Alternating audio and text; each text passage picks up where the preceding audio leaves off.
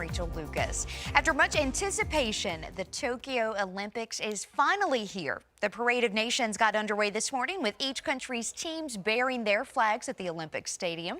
The flag bearer for the U.S. Olympic teams normally chosen by their team members or captains.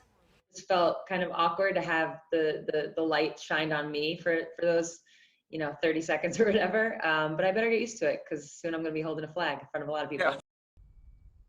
And if you missed it this morning, don't worry. We'll be re-airing the opening ceremony tonight right here on WSLS 10 starting at 7:30. From the Star City to the Tokyo Games, a man from Roanoke will play a big part in making all the magic happen this year. This is AJ Speaks. He'll be behind the scenes at this year's games. He got his start in sports photography in Roanoke, but has quickly worked his way up the ranks of professional sports producing for the Miami Marlins, Miami Dolphins, and now works as a senior producer for the Miami Heat. He told me in an interview from Japan he owes his success to the community in Roanoke. He'll be on the court for men's basketball Sunday night. Southwest Virginia has more representation at the Olympics beyond Team USA. A Blacksburg native and former Virginia Tech swimmer is competing in the Tokyo Olympics. Ian Ho is playing for Team Hong Kong. He's also our featured guest this Sunday night on our web exclusive series Around the Way with EJ. You can watch the series starting at 7 only on WSLS.com.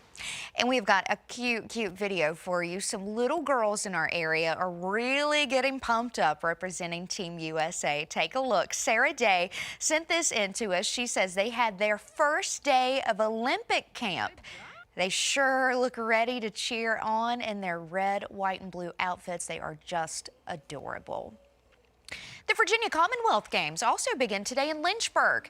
Athletes from across Virginia will compete during the main games weekend in more than a dozen sports, including basketball, archery, track and field, and more. The opening ceremony kicks off tonight at 8. The games will be held at Liberty University. Smoke from western wildfires posing a danger to the air quality in our area. Health experts say the low air quality could make it hard for those with heart and lung conditions to breathe. It could also impact those recovering from COVID. Doctors recommend staying indoors to help clear the air in your lungs.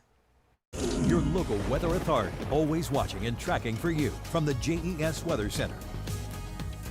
And we are continuing to see that haziness in the atmosphere as we look to our sky cam over at the Roanoke-Blacksburg Regional Airport. Not able to see those mountains there off in the distance as well as we usually do. Temperatures warming up nicely. Most of us are still in the 70s, but we're starting to tap into the lower 80s in central and south side. 82 our warm spot in Danville, here in Roanoke. 79 degrees and 75 in Blacksburg and Hillsville. This afternoon, our temperatures will be returning to the 80s. It's going to be a very seasonal day for us, and despite all that haze, a very nice day. Humidity staying on the low side for us, and also, even though it's hard to see, seeing a lot of sunshine above that haziness. So for this afternoon, mostly 80s across the board. We could see a few upper 70s back towards portions of the New River Valley and the Highlands. The rest of us going to be feeling very nice. And then we head into tonight. Temperatures won't be running quite as cool as we have been, but it's actually going to be very seasonal. 67 here in Roanoke and back towards Alta Vista. Double sixes in Danville and 61 over in Floyd. For this weekend, if you're planning on getting outside,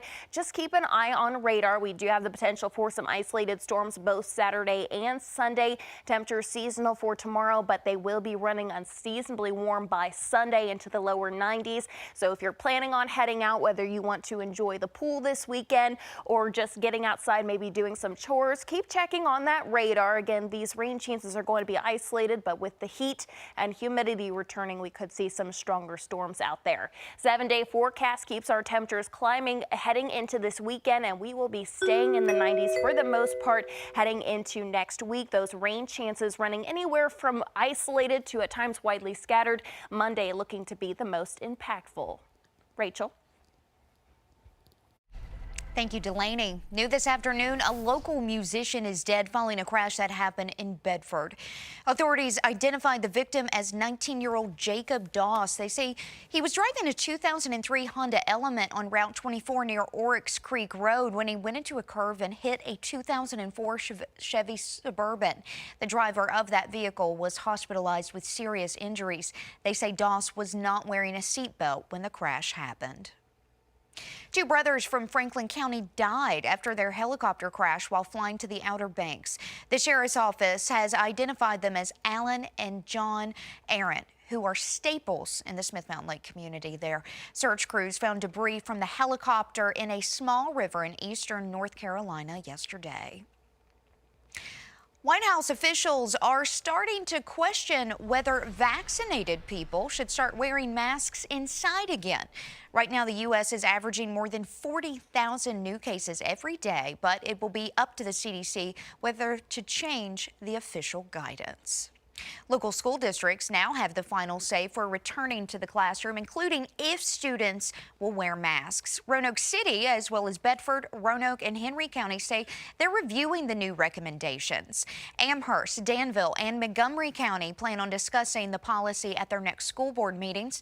Lynchburg City Schools already planned on implementing masks before the guidance was released.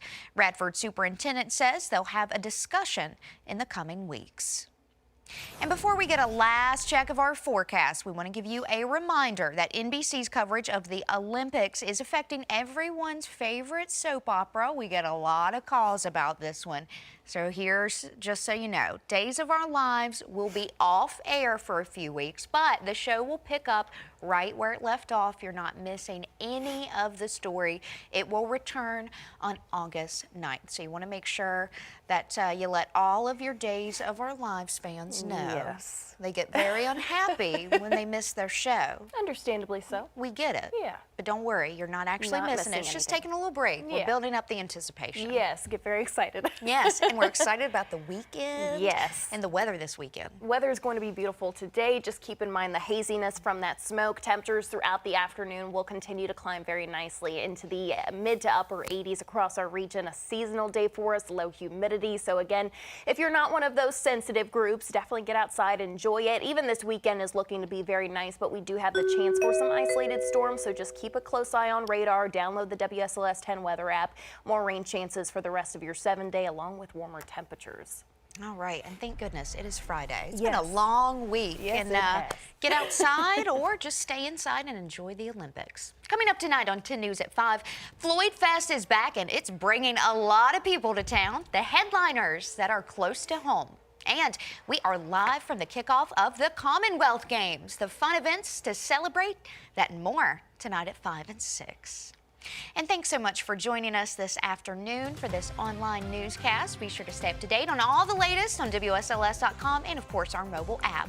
Your news continues starting at 5. We hope you have a great Friday and a wonderful weekend.